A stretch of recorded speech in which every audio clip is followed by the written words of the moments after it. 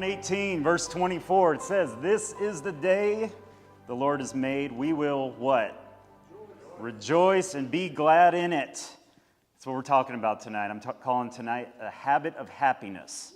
If you're taking notes, write it real big at the top. But joy is something we desperately need in our society.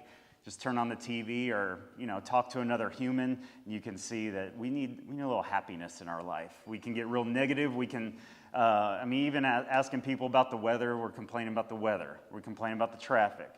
It's either, with the weather, it's too hot, it's too cold, it's too dry, it's too wet. We're never happy. And there's always something to complain about. You ever ask somebody how it's going and you immediately regret asking that question? It's just negative. But joy is something we need in our lives, in our society, and that's what we're created to experience. It's one of the fruit of the Spirit: joy, happiness. It's Galatians 5.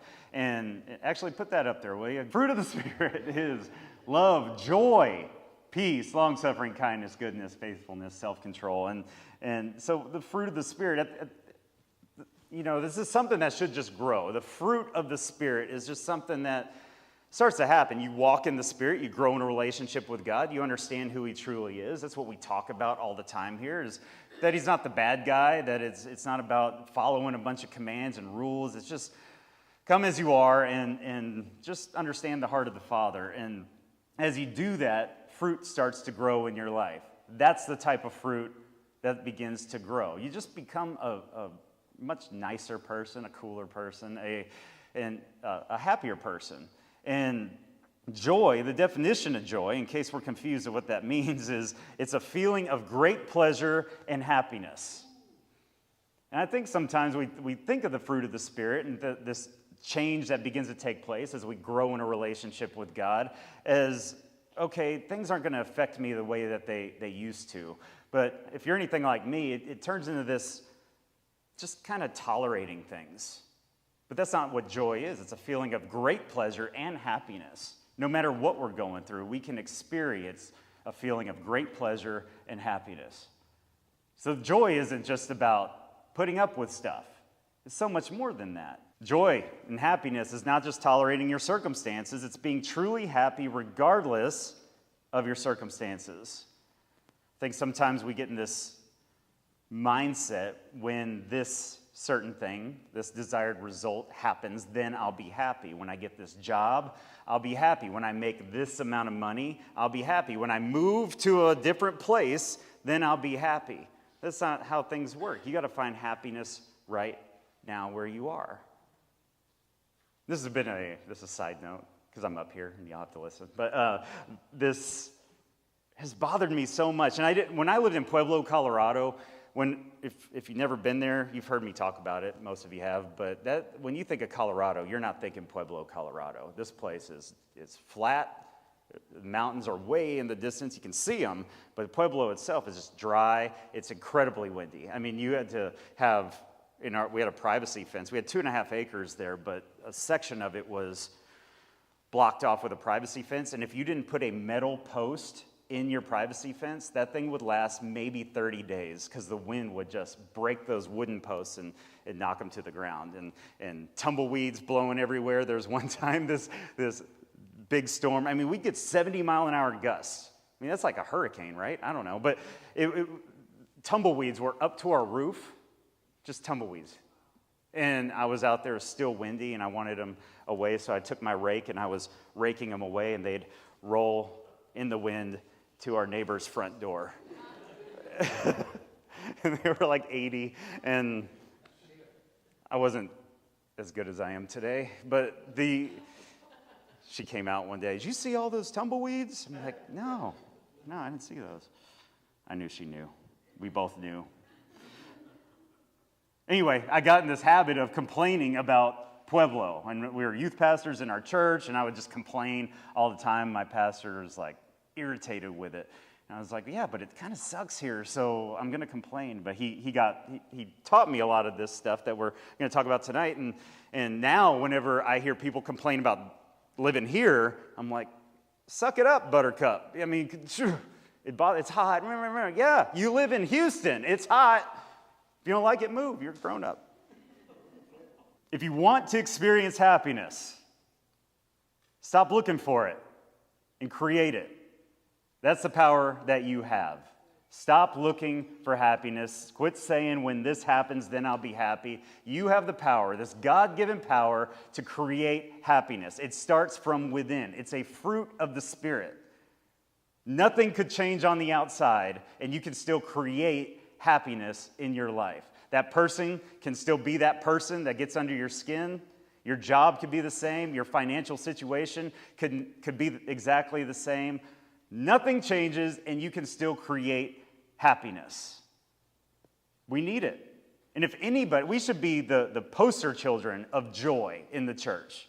That's not necessarily the case. The church isn't always known for being the most joyful group of people. We're known more for what we're against than what we're for. But us who understand the unconditional love and grace of God, we should be walking advertisements for this stuff. And it's easy.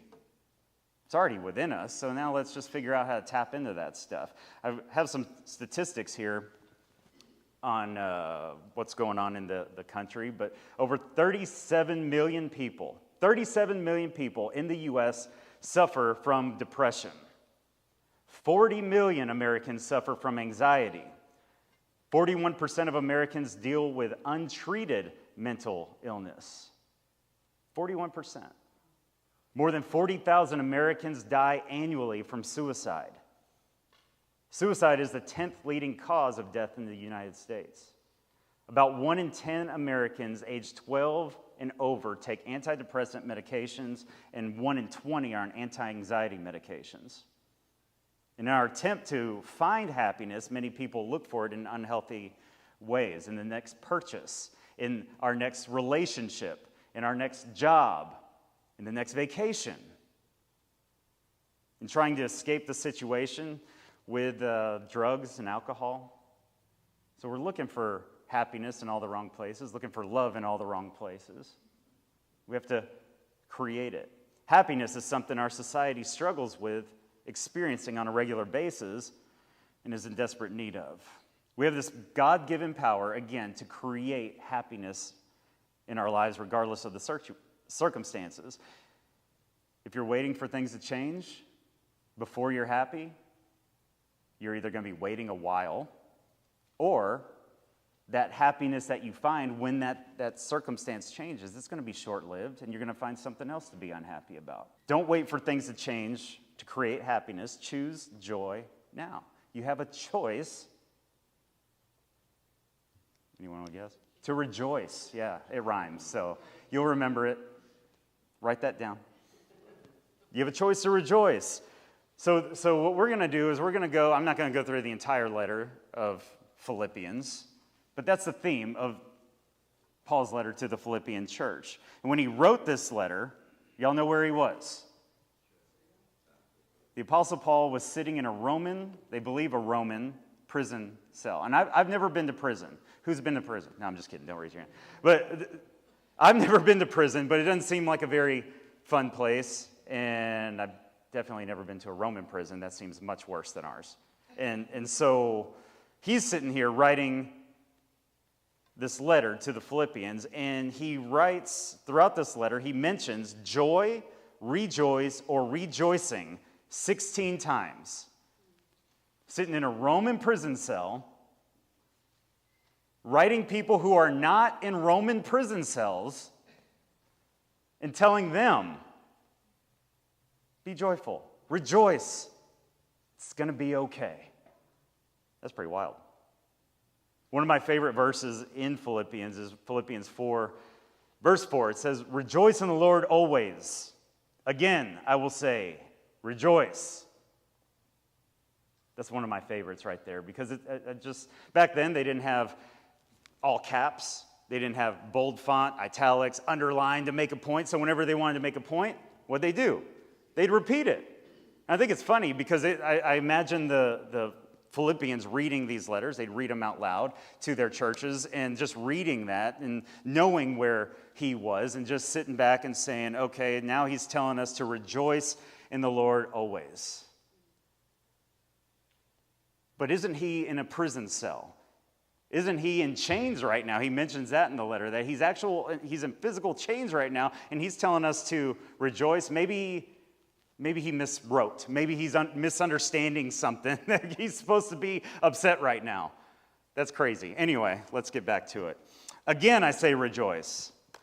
Okay, we'll put up with our circumstances. No, that's not what I'm telling you to do. Again, I say rejoice. You have so much to be thankful for. You have so much to rejoice, even when you're in a Roman prison cell, even when things seem just so bleak and miserable. You have something to rejoice about.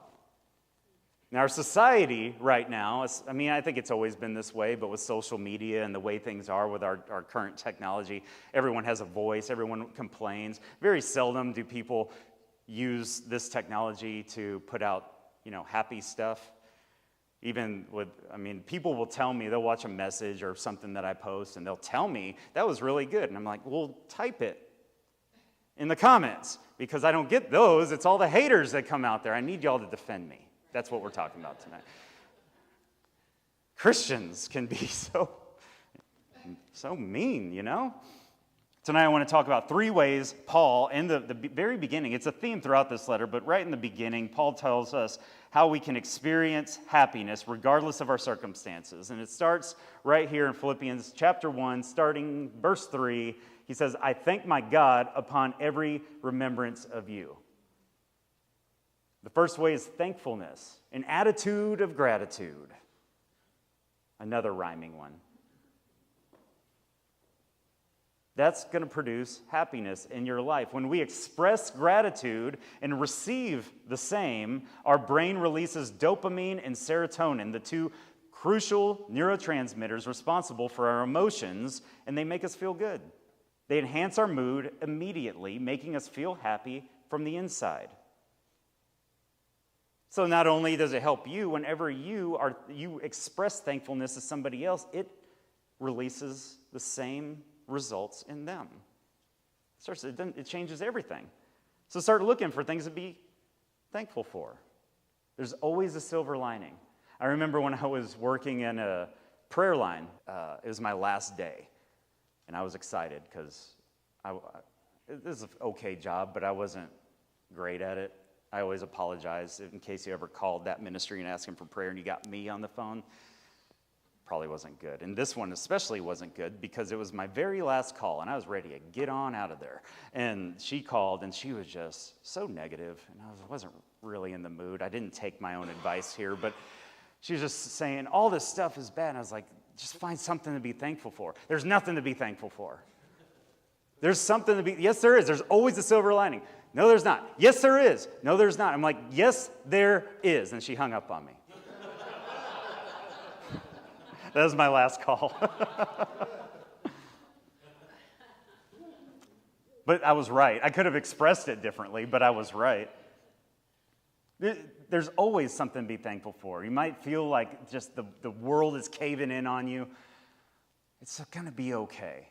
That's what I always wanted. Now we can't because this isn't our building, but I always want to put on the wall real big. It's going to be okay, in quotes, and like God's saying it's going to be okay. People have been through worse than what you're going through right now, and they made it. You're going to be okay. So when you're thankful for things, and be intentional with this. I read this in a book, and he said we have these habits that we get into.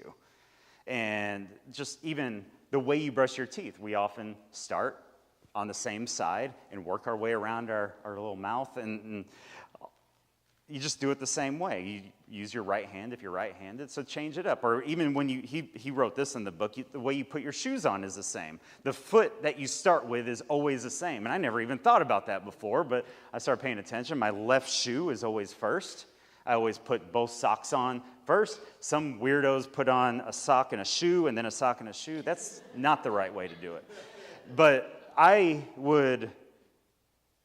he said, if you always start with the left, start with the right. And just that little disruption in your day, it's causing you to stop and think a second. When you do things like that, just immediately start being thankful. and have a list. You can write it down. And I've been saying things like, whenever I'm putting my right shoe on in the morning, that I'm going to acknowledge God's presence in my life throughout the day. I'm going to be more thankful for my wife, for my kids, and I just start listing these things off, and I'm speaking these things out loud because there's power in our words. We're convincing ourselves of something. Faith comes by hearing. I'm speaking it, and I'm hearing my own voice. I'm thankful, and it's just the best way to start the day. Not just I'm thankful for my family. Why are you thankful for your family? Make yourself really think about why you're thankful. The fact that you can call them up. Not everybody has this. I'm blessed, and I do. This week, yesterday was our anniversary. So for our anniversary gift, I went to Costco. They had this big, nice gazebo on sale. So we bought that, and I had helpers loaded into my truck, and then I got home, and I called my brother-in-law, Daniel. He's in the back with the kids right now, but he came over and helped me unload it. He just came over and helped me. It's things like that I'm thankful for. And then he came over the next day, and we worked for like 7 hours, putting like a third of it together because it's massive. And then the next day he came over and we worked another 3 or 4 hours. And then this morning, my brother and my dad came over, and they came out, disrupted their whole time. I'm sure they could have thought of 1,000 other things to do on a Saturday, on this beautiful Saturday, but they came over, and it's just like, this is why I'm thankful for my family. Not just because they're my family, but man, they'll go out of their way to do things. We help one another.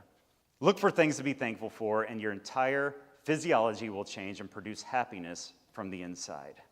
Moving on in that letter, verse 3, I thank my God upon every remembrance of you, always in every prayer of mine, making requests for you all with joy, for your fellowship in the gospel from the first day until now.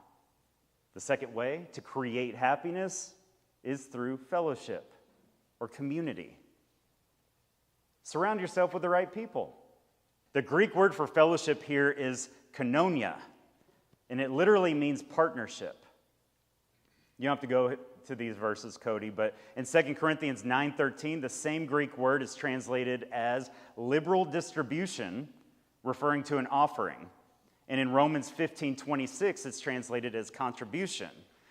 So when he's talking about these Philippians who he was in fellowship with, they were financially supporting his ministry.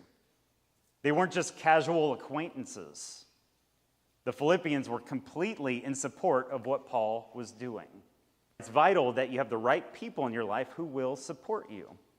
Not only does socialization play an important role in cognitive function, it also is necessary for maintaining your mental health and keeping you happy. Even just an occasional social activity can lower stress levels, decrease depression and anxiety, and improve overall life satisfaction. Just have the right people in your life. It's simple, but we don't always do that.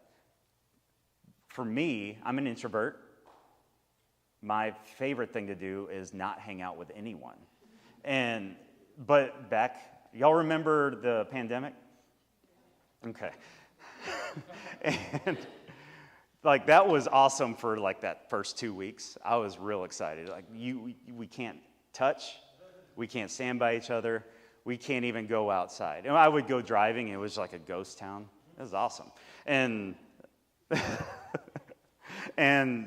But even after about 2 weeks, me, who loves being alone, recharges, I was starting to feel the ramifications of that. Even me, that's not my personality. I need that. We need at least a few people. I'm not telling you to surround yourself with a ton of people all the time and always have something going on, but have those people in your life that are going to support what you're doing. Not tear you down, but build you up.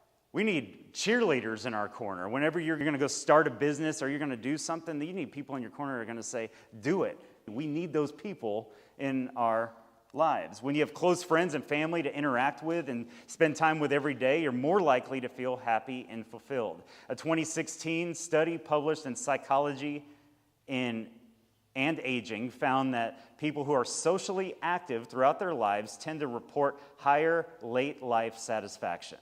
That's why we do this. I didn't want to start a church. I don't like church.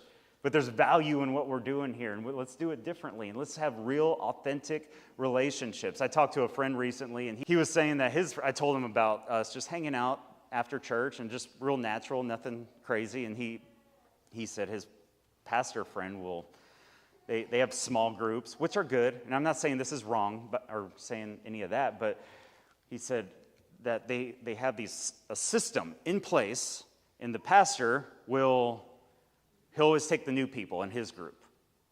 And that's fine, because everyone wants to get to know the pastor because he's a big deal and all that stuff. But it's like, or we can not have a system, because that just seems inauthentic to me. Maybe I'm wrong. Maybe y'all would love to have a small group with Clint Zeller, and that's... Anyway, why do we have to have systems in place? Why can't we just hang out with one another and get to know each other? That's what I want. A place that emphasizes this. Why? Because it creates happiness for us. And the third one is in the next couple verses here, Philippians 1, 6, and 7. Be confident of this very thing, that he has begun a good work in you, or he who has begun a good work in you will complete it until the day of Jesus Christ. Just as it is right for me to think of you all, because I have you in my heart, inasmuch as both in my chains and in the defense and the confirmation of the gospel, you are all partakers with me of grace. The third way to create happiness is through purpose. Be a part of something that's bigger than yourself. You were made on purpose for a purpose. Set goals. Again, this is simple stuff, but it's not just, oh, I want to make more money, I'm going to make a goal to make more money or whatever, these superficial goals. It's Psalm 37:4. Delight yourself in the Lord, and he'll give you a desire in your heart. He puts a new desire in your heart. If you want to know what it is, what should I aim for? Delight yourself in the Lord, and he'll put a desire in your heart. Is that God or is it me? Delight yourself in the Lord. Whenever we were starting the church, I was out on a run, and I got this desire out of nowhere. I didn't want to do this. I just got this desire, start a church. I was just like, I don't know. And what did I do? I just drew nearer, delight myself in the Lord. And that desire intensified. That was confirmation. We started to act on it. Laura and I, we started to plan and dream about what it would look like and what we wanted. And because there's a church on every corner in this area, it's like, why start another one? What's going to set us apart from anything? And it was just, we've been figuring it out for 6 years now still, but we were dreaming and we started acting on it. We didn't tell anybody, but we had a desire, a purpose, a goal to aim toward. You're willing to put up with some stuff when you have this desire and this purpose and this goal that's set before you. Maybe you're working at a job that you don't really love all that much, and maybe you know deep down that this isn't the job that you're going to have forever. But it's a means to an end. It's to make money, a certain amount of money, and then you handle it, you steward it the right way, and then you can get out of this job that you don't like. It's a means. It doesn't mean you quit your job right now. It means that you start to handle things different. You put up with that boss that's not cool a little bit easier because you know there's a light at the end of the tunnel. And that's the case with anything. But having something to aim toward, it could be something, a big move like a career. It could be a physical weight loss or a certain fitness goal, a marathon, a half marathon. It could be a number of different things, but if you have something to shoot for, you're going to deal with things in a whole different way. Goal setting increases happiness because it makes you feel more optimistic about your future. When you're optimistic, you're happier, healthier, and more resilient and better able to cope with challenging times. I know that whenever I've fallen into those depressing times, I feel like I don't have any purpose. Even though I'm here and I'm doing all the stuff, and it seems like no one else would know what I'm feeling on the inside here.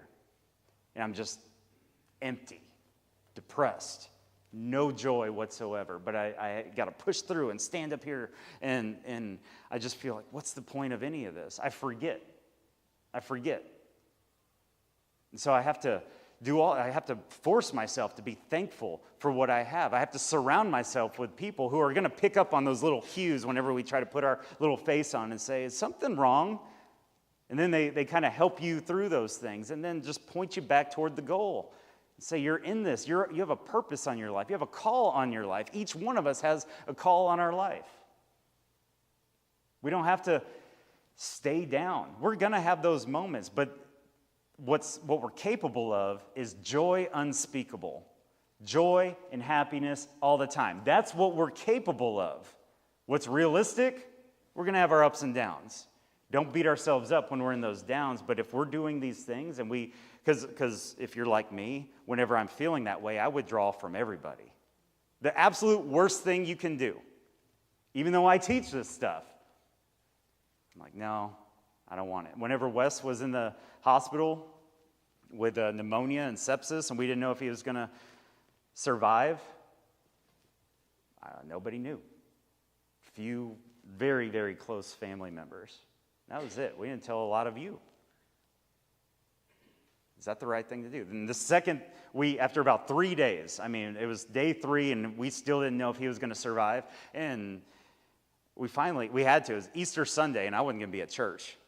And we had to tell people, this is what's going on. And the second we did, we had people, a church body, a community that started to pray for our son, to pray with us. And that day, everything shifted. I'm not saying that's always going to be the case. Sometimes, it could have gone either direction, but we were able to let people in that moment, and the whole ship turned. And what if we had done that on day 1? I don't know. But I know that wasn't the answer. So I know that, I've done everything wrong, is what I'm saying. But I've learned from it, and I hope that you learn from my mistakes. I know most of us in this room have done all the same things that I'm saying in your own little ways. Stop doing that. Honestly, we are setting ourselves up for failure. We're not creating happiness. We're just falling into society without even thinking, saying, well, this happened to you. Of course you're unhappy. Your life looks like this. Of course you're unhappy. It doesn't have to be that way. In summary, stop looking for happiness. Create it. Be thankful for this gift of life you've been given. Surround yourself with the right people and move toward your purpose.